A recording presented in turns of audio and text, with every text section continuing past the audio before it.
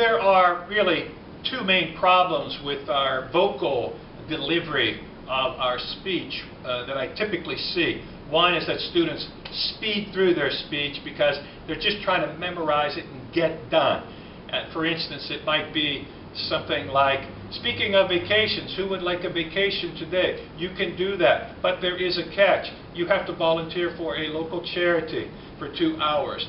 Maybe a orphanage or a animal shelter, a homeless shelter. You can do that today.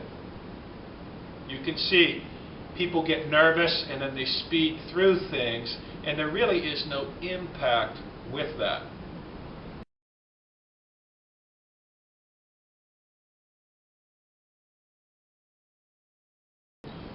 The other problem, kind of like speeding through the text because of trying to remember everything, is that we tend to end up with a monotone voice, and then everything sounds the same, and we forget to give intonation to our speech, and we end up talking like, well, my first idea is that there are no gasoline vehicles in the city, no cars, no motorcycles. There will only be electric vehicles that will be allowed in the city today, and people can ride bicycles and they can go for walks and also ride the bus. The bus drivers told me they would be on their very best behavior. This comes from trying to just memorize the words, maybe having too much text. We're so worried about remembering everything.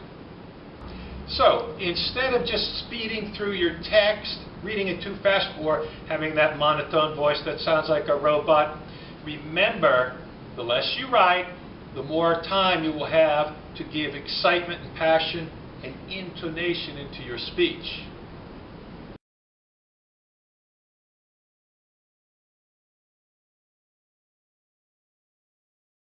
One of the things I recommend is that people don't always just stick to this place when they are giving a speech. And in fact, it's very important to move around. You want to move around naturally to your right or to your left. And of course, you can move your hands. You want to keep your eyes 1, 2, 3. Look at 3 spots in the back of the room so that it looks like you're looking at everybody in the audience. But not only here, there are a lot of different positions you can have in the speaking area. For instance, if I really want to make a point, I come closer to the judges and to the audience. If I feel like I want to express something and say, whoa, we didn't know what we were getting into, I might back up. Also, in addition to moving to the either side, come forward at this angle, or at this angle over here.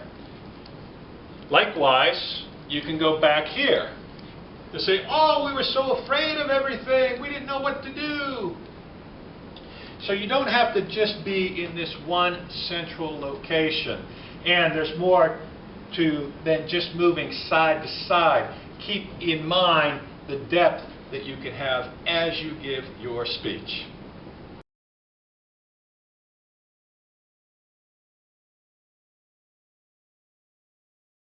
Speaking of this position, I don't have to start in this position.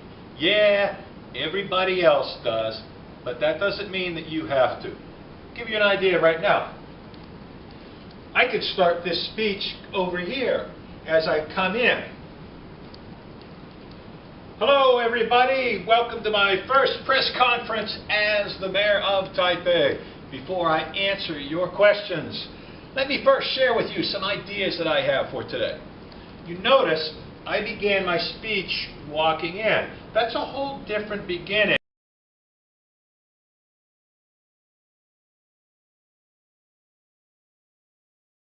And keep in mind, when I end this speech, that I might want to be in a different position also. So, will everybody join me in making Taipei a better city? I'm going to come forward because I really want to get close to the audience. And so my position is going to change rather than just standing in one place.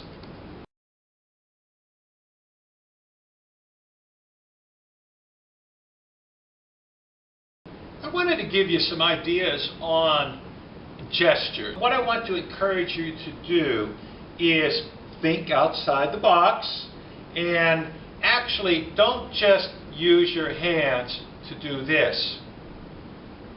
But I want you actually to add a little bit more emotion and some, I'll say, some physical movements to it. For instance, saying we were so scared. You might want to say we were so scared.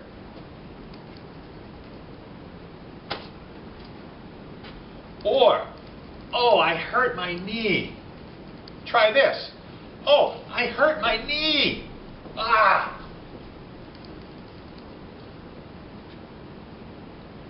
We were so excited.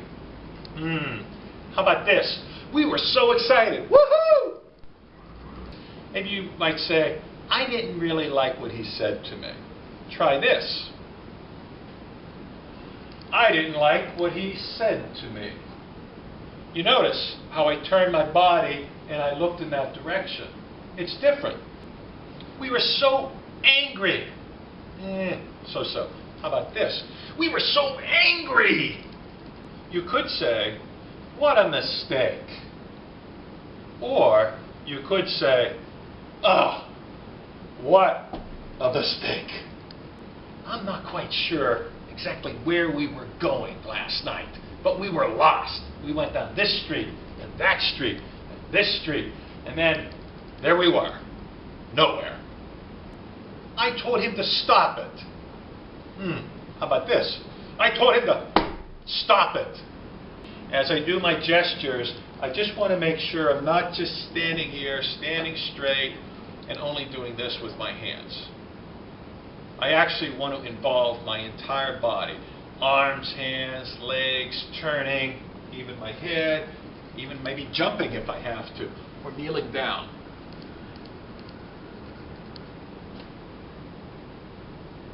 There's all sorts of gestures that you can put into your speech